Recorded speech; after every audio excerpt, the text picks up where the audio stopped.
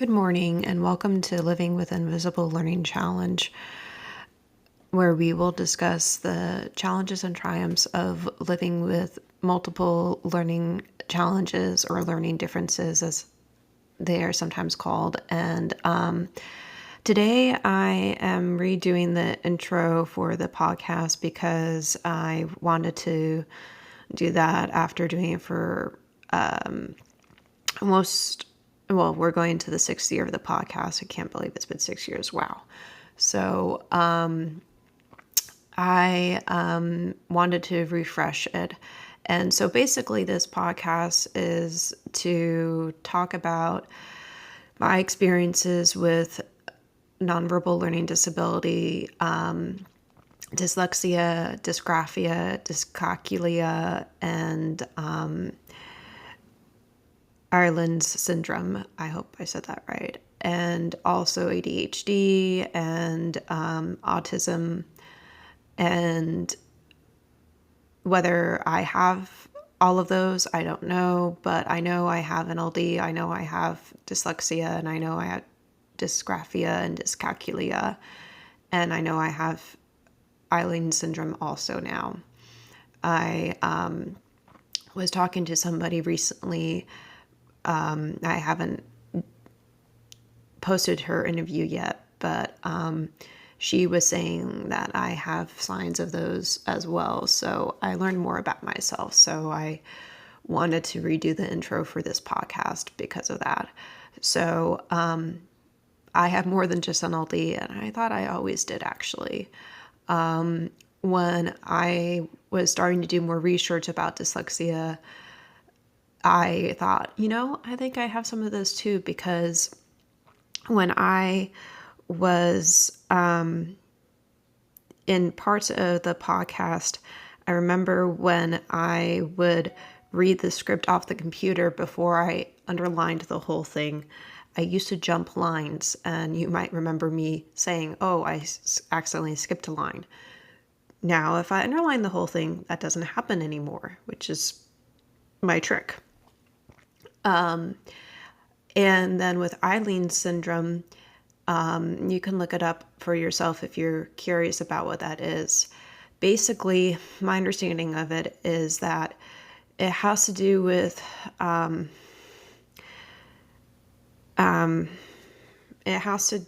sorry, I can't really describe it very well, but I'll put a description of it in this podcast because I have one on my website. But basically, it has to do with colors and how it's easier to read some colors on the screen than others. And for me, I always have my screen in dark mode because I find it easier to read white text on black screen rather than black text on white screen, as most people do. So that's just how I read. And I wear purple glasses. Those are migraine glasses that I have. And I just live that way, and it's a lot easier for me. I've accepted that. And for dysgraphia, that's when it's hard for you to collect your thoughts and put them on paper with writing, basically. I think it's more involved than that, but that's some of what it involves. And for me, I've had challenges with that. Sometimes I have challenges with that when I'm talking. And with dyscalculia, that one's hard for me to say. You have challenges with math and with calculating numbers and with understanding math language like word problems. I've had that, and I still do. Anyways, I wanted to share some of that with you. I'll share more in detail later. But basically, this podcast is in support of all learning differences and learning challenges. And I like to celebrate the triumphs that we have and talk about the challenges because that's part of who we are.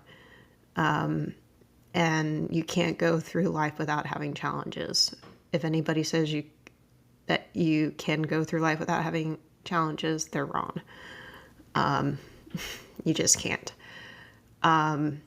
but I like to talk about the challenges because for me, I try to make my life a little bit easier by working on the challenges so that hopefully they're not as challenging as they used to be.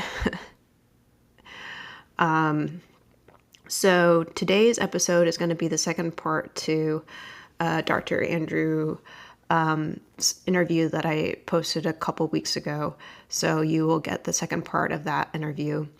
And I wanted to let you know Patreon is another way you can support this podcast. Like I had said, I think last week, basically on Patreon, I have audios of the podcast and I have transcriptions available also to buy. And usually the audios don't have ads if I'm able to post that easily, or fewer ads. And the transcriptions are ones that I am doing on my own with a program I found.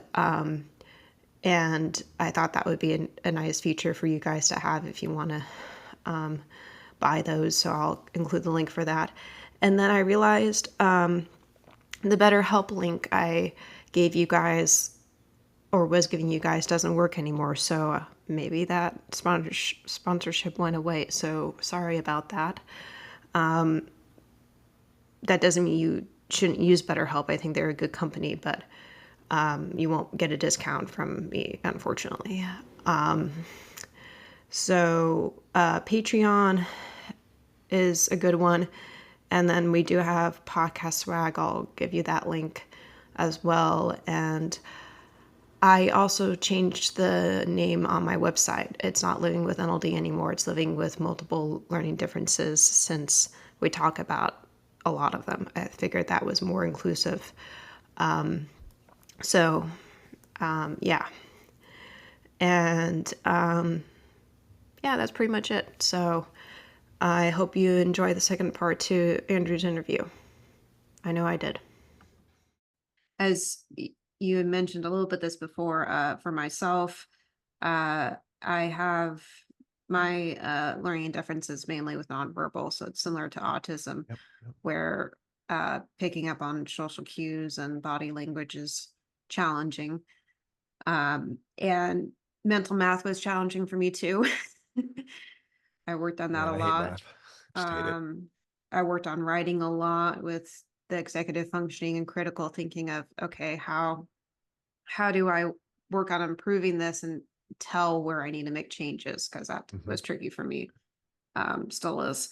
And I'm also curious how your experience with chronic pain, because I have Mm, migraines, mm. and how that relates to um, or if it does relate to neurodivergent, at least I think it does. I mean, it certainly shows up a lot more in people with unusual brains than typical brains. Hmm. Migraines especially.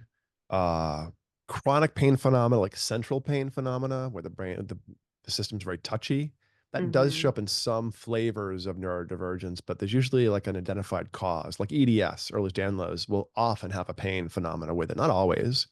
And you can have complex regional pain syndrome sometimes showing up in neurodivergent folks where you aren't exactly sure why, but there's a pain syndrome coming from part of the body. Those are, I say those are actually in the landscape in the brain that kind of look like anxiety or Hmm. overactivation phenomena. You can see sometimes this right front hot brain, and that person generally feels a lot of tightness. And sometimes you get like a pain syndrome from that as well. Migraines are vascular phenomena. Okay. A migraine, if it's if it's a classic migraine with a pre-aura, sparkly lights, light sensitivity, nausea, and then later on a little bit of Hmm. pain afterwards, or not for the pain, that phenomena is a neurovascular phenomena.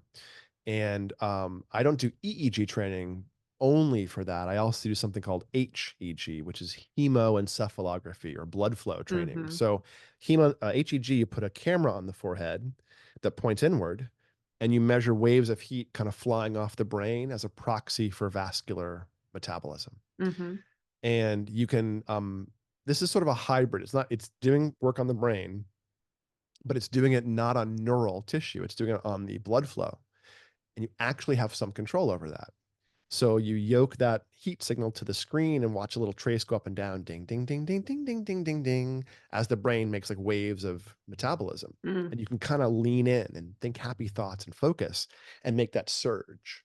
And if you do that with the vasculature, the blood flow, it gets less variable, less like droppy in the cases of fatigue and too much caffeine or too little caffeine or dehydration. So with migraines and doing vascular training, you start to get this blunting of the intensity, first of all. Mhm. And then you do a little more training, and then people's brains become resistant to their triggers. So I get happy calls from clients. Oh my God, I had chocolate. Yeah, right. Or I had a cup of coffee. I had 2 cups of coffee. Oh my God, I feel amazing. A little wired, but I'm not in a migraine right now, because you could see the metabolic drag. If that's Mhm. a piece to bring up, then bring it up. You also get migraineurs who have central apnea. And the reason they have migraines is because they're grinding their teeth at night to keep the Mm. airway open, and then walking around all day with essentially a tension headache that can develop into a migraine. And so you would Mhm. actually work on the sleep quality more than the headache phenomena itself, perhaps, and still get it to sort of drop away. So, both specific things, chronic pain phenomena like ortho pain or inflammatory Mhm. pain or complex pain, you go after the brain directly. But in migraines, you would actually want to think about the mechanism. I have a couple clients who've had concussions, and they develop migraines that are triggered by barometric pressure changes. So weather, they know that the weather's going to change because the headache starts. That's me. And that is you? Okay. Yeah, I'm So one of that's them. definitely neurovascular then. Yeah. Responds really, really well to a mix of HEG training and EEG training or neurofeedback. And I would say that in about 3 months for almost everyone, you can just ratchet down the intensity and get to the point where don't have a triggered migraine most of the time. So it's a pretty quick process for brain things. We generally make Mhm. big changes in like 2 to 6 months of training, like 30 to 100 sessions roughly. We don't usually have to train the brain more, because when the brain is made enough of these changes in executive function, sleep, stress, it's practicing that stuff all the time, every day. Mm. So it stabilizes. Other things push back. Migraines actually push back a little bit. So you get a lovely change. But the next year, when the person's dehydrated, or the fall pollen season starts, or whatever it Mhm. is, it can kind of get pushed back up. Or seizures often go away dramatically, but they often push back later on, a year or two later, and you have to kind of get back in and work on stability. Mostly because there's more to do you Right. know, in like ADHD phenomena, anxiety, sensory, social speed, you can make permanent changes in a few months. And for folks that are really impaired, have really a lot of trouble with language and cognition, like the really severe autism folks that are stimming and screaming, we Mhm. often work with those people for 6 months to a year. But that whole time, you're seeing the sensory drop away, you're seeing eye contact come up, the kid starts giggling in response to jokes, Mm. and you're getting something happening. So parents often continue that path because they're seeing changes. Um, but generally, we don't have to do huge amounts of neurofeedback if you're doing the right training. So I consider like ADHD type phenomena 40, 50 session, or most anxiety flavored things, a 40 or 50 session kind of course. And you can get that done in 3 months roughly. So Mhm. not that long against the landscape of having these challenges. And here's a really important thing I want to make sure people hear. We don't take this stuff away from you. Mm. If you're somebody who really enjoys your mind and your quirkiness and your ability to do things differently than the average person, maybe you're the best video game player the world's ever seen, or under high stimulus sporting context, you just hit the zone and you're in flow. You can't be organized in a classroom because it's too boring, but under certain circumstances, you just soar. Well, guess what? We don't take that away. You just get more gears, more of a range. So if you're somebody who obsesses and you kind of use it, it's kind of a superpower, Mhm. and then it becomes kryptonite when you can't turn it off, you'll still have access to hyper focus. You aren't tranquilized or sedated, but you'll be able to put down that focus and move into a different mode much more reliably. And so what this gives you is the benefits of the neurodivergence and the neuroatypicality, but not being stuck in that regulated mode. In Mm. one mode, you can move that resource, like your anterior cingulate can hyperfocus. You can also put down that focus, and you can be a good listener or not try to solve your partner's challenges necessarily. Just listen. Um, So it leaves the giftedness, it leaves the quirkiness Mhm. that you want because you're grading the next day. Ooh, I liked how I felt. I was really focused, but I was flexible. Okay, great. Let's do it again. Let's build up that subjective experience. So again, not a treatment being done to you in a blanket way. It's more this iterative personal training process. So for folks that have really quirky brains, and I'm kind of one of them, we want to keep that stuff. I would Right. not want to lose my language access. I have, just to toot my own horn, I have very, very good language skills, um, probably because I have two language areas. And while I wouldn't mind being able to balance my checkbook, I don't need to. We have computers for that. We have accountants for that. Mhm. In my companies, I have COO types who will help manage billing. And for me, it was more important to scaffold that need in my life, not take it on myself, but build systems to do things that not that excited or good at. And that lets me double down on things that I am good at. But I'd still want to be optimal. I'd still want to sleep really well and be really focused and not be overwhelmed and not shut down when I get stressed out. That's a thing too that happens to those of us with unusual, quirky brains. We tend to have a shutdown phenomena when things Yes. get too intense. I don't care if it's sensory, social rejection, or something violating the expectations we put a lot of energy into. It's really hard sometimes to like regain our emotional balance or our cognitive balance when things Mhm. violate hard what we expected.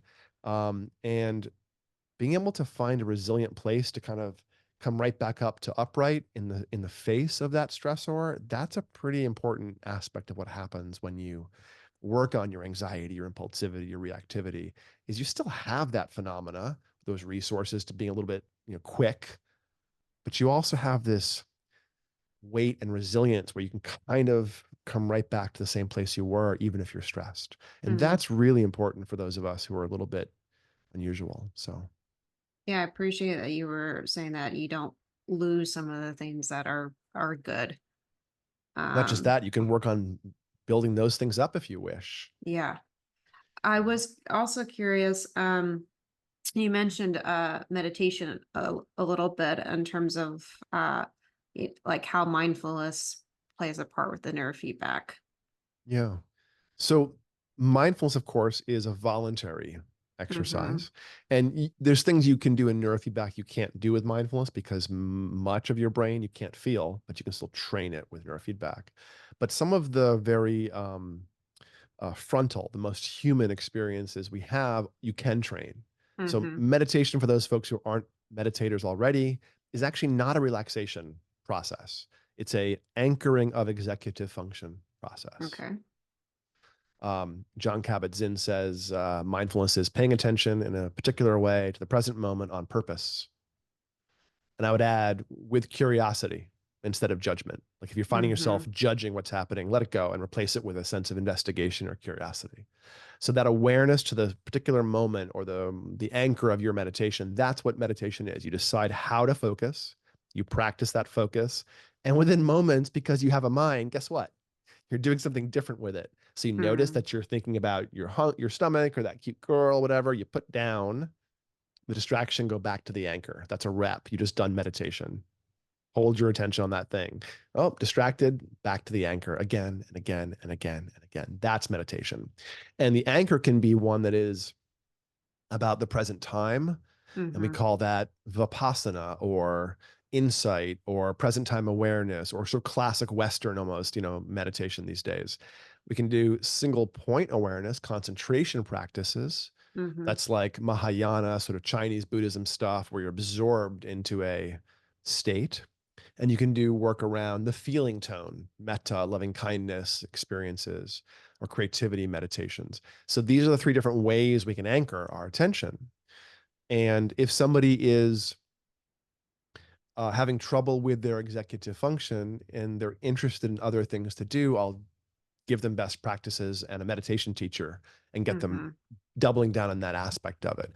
I will say often what happens with our clients is the first few months, we're just working on building up the big resources around anxiety, attention, stress, sleep, whatever. And often they're not that interested in doing Mm-hmm. mindfulness or meditation. And often they maybe shouldn't. If I'm working with somebody who's really anxious and traumatized, meditation is not an intervention for that. It's going to drop you into your crap really quickly. We don't need to dump dynamite in the kiddie pool with Mhm. meditation. But once you're more resilient, I mean, a lot of my CEO types are like, I don't want to meditate, touchy feely stuff. But then, like, a couple months in, when they're optimized and feeling great, and their partners are calling me, thanking me for the work, then the CEO is like, hey, what else you got? Mm. Oh, okay. Well, here's your meditation teacher. Here's your practice. And we often double down on sleep hacking and exercise and other things that are more lifestyle driven. And at that point, I'm often getting people to meditate, but that's sort of being done on a different set of resources than they started with. So they're less anxious, less distractible, and that can give you a little more entry into the meditative process because it's really hard. I mean, I knew about meditation in the 70s. I didn't start doing it until the late 90s. And gosh, I wish somebody had made me do it in the 70s. I really do. Because it would have changed everything in my life. And I had no idea. Now, Mm. I probably was not somebody who you could have taught to do it in the 70s or even 80s. I mean, I was the most hyperactive person you've ever seen, the most disinhibited, but like dramatically. The worst ADHD in my late 20s. Mhm. Pick the most hard to handle kid who's 6 years old, and that was me at 28. And I that's when I was working in this neurofeedback center, and I would hang out after hours after seeing all this amazing change. I would hang out after hours, look at my brain maps, and go, "Oh, what's that? All right, I'm gonna train that. Mm. Oh, what's that? I'm gonna train that." And I don't recommend randomly training your brain. You want to go after this in a systematized way. But I did a couple months of neurofeedback on myself and took my severe ADHD Mhm. down to the point where it wasn't active. I could turn it on when doing high intense things, but if I had to sit quietly and be still and focused on low intensity stuff, it's doable. And that gave me the confidence. It's one of the big reasons I went back to grad school because I'd spent 10 or 11 years between undergrad and grad going, okay, I'm pretty smart. I love working with people and I'm really good at the work I'm doing. But like the idea of doing med school or nursing school or a PhD, I barely made it through undergrad. I hated the last two I would years. have the same feeling. Right. And after you finish undergrad, you're like, oh my God, that was pulling teeth and horrible. Mhm. And it wasn't that horrible in retrospect. But I did not know. I mean, the very common problem, if you will, for those of us who are quirky, is we're smart enough to get away with never learning to study or apply or do the structured work, and that works up until a point. Mhm. Usually up until you're in your first real job or you're in school and college with no structure, and then you're like, what do I do? And so I managed to get through undergrad, just kind of brute forcing it and never really learning all the stuff in terms of how to study and apply and work on things. And I was miserable in undergrad.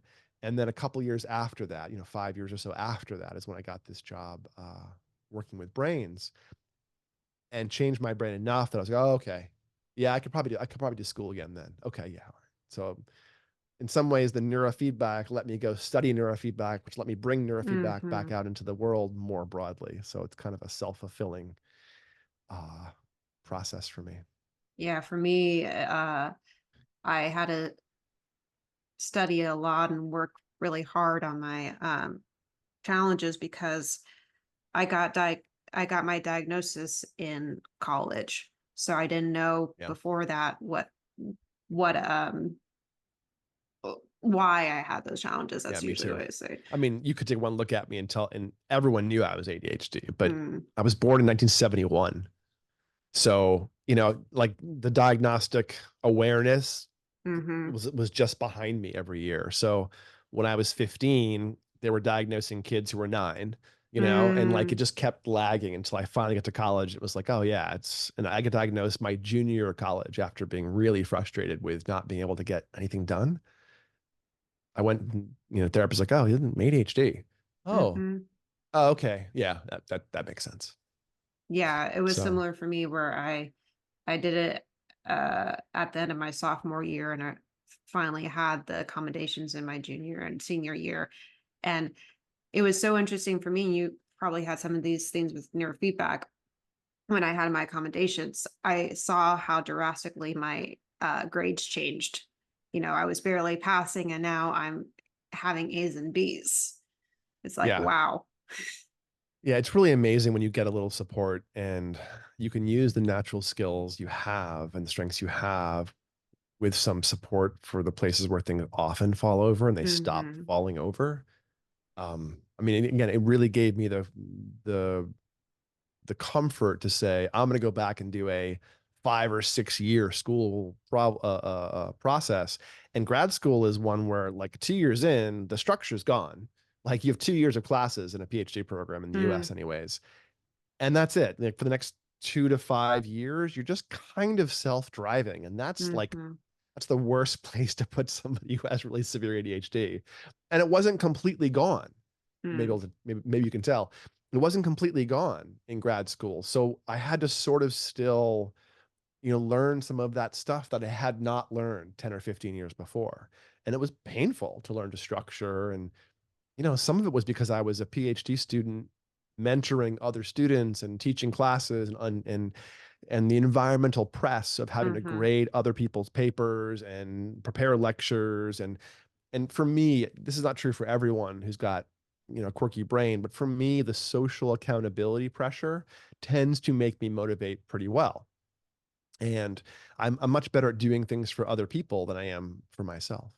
So when I had to prepare an exam, well, I had to prepare an exam because there was 300 students waiting for their exam. Mm. And I didn't, it was still painful, procrastination and task resistance, but it managed to pull me through grad school.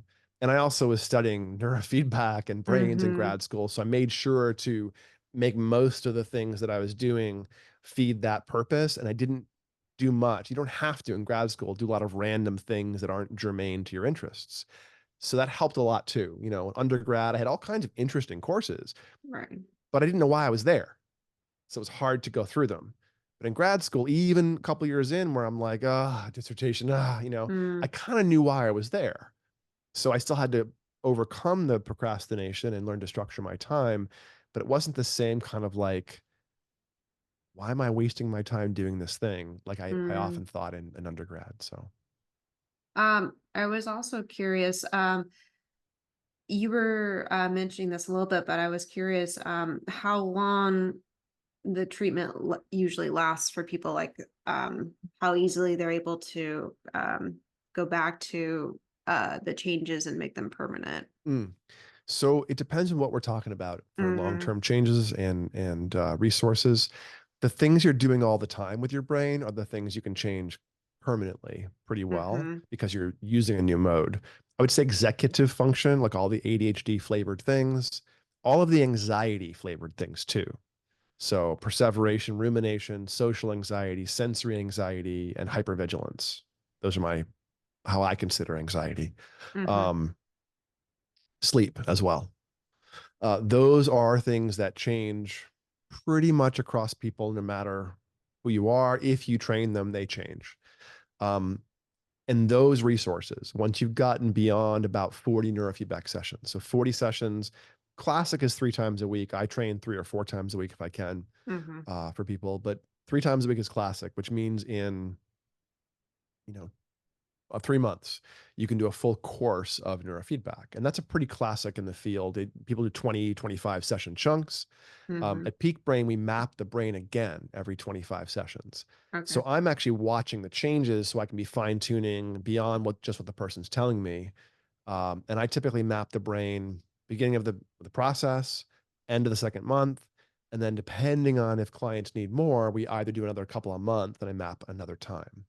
Um, Mhm. but for things like ADHD and anxiety, that's sufficient for maybe 95% of people. I mean, people are complicated. They're not their diagnoses. They have lots of things they want to work on. It's never just the thing. It's never like, oh, my ADHD. It's always 7 things that the person wants to optimize. But whatever changes you've gotten accomplished by 40 sessions, stable. And there's Mhm. good literature on ADHD, not in lots of complaints, but on ADHD, there's really good literature showing 25-year lasting studies, 5-year, 10-year, 15-year lasting longitudinals at this point. So they're all small groups and small effect sizes because here's the reason why neurofeedback is not as well research validated. Well, there's a couple of reasons. The biggest reason is neurofeedback is not the same thing as done with everyone. You wouldn't do the same thing in the gym Not even like two people walking in with similar goals might iterate out in different directions based on what happened, how they felt, how it Mm-hmm. landed, what they noticed. And that's true in neurofeedback. So all the studies take two groups, divide them in half, do two different things, and do short courses of neurofeedback. So it's not done with the length or with the individualization like it's done in the clinics. But generally, even the literature, even that weak literature, shows that you can get permanent changes in ADHD type phenomena. And I see permanent changes in anxiety, ADHD, sleep, craving, emotional access, creativity, trauma. So PTSD stuff. You can pull the teeth of PTSD in 6 or 8 weeks for almost everyone. And then it takes another month or two to really make it permanent. But you can get people that palliative effect where they have control over their threat sensitivity, their panic attack, their obsessiveness, their intrusive thoughts in like 6 or 8 weeks. Subjectively, where they're like, oh, I'm done, right? Well, probably not quite yet, but I'm glad you're feeling good. Um, so it's a pretty rapid course against most mental health interventions.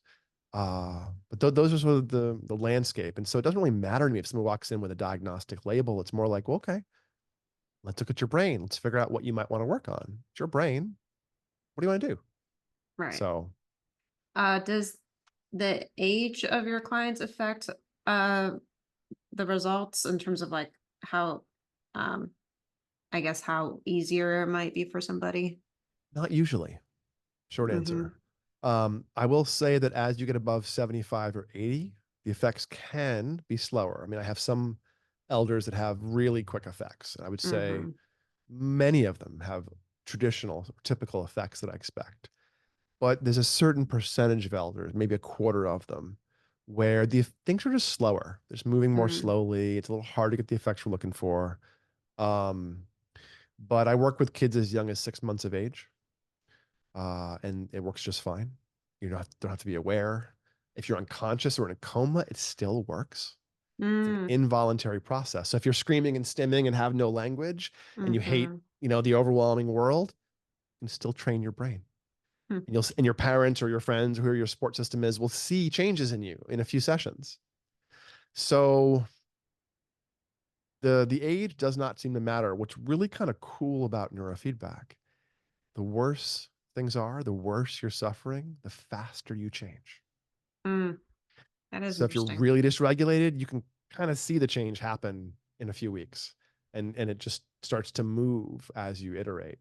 And if you're Mm-hmm. really a super high performer and there's no real like gross bottlenecks or deficits, you'll feel different, but it won't be this night and day flipping the switch kind of thing that can happen for some people. It'll be just this gradual, yeah, look at that. Across 2 months, I am different. Instead of like, I mean, I get like frantic calls from parents literally saying, what did you do? I asked one time. He got up and took the Mm, trash out. It's so weird. That happens with ADHD especially, or autistic kids who are obsessive. Wow, his little brother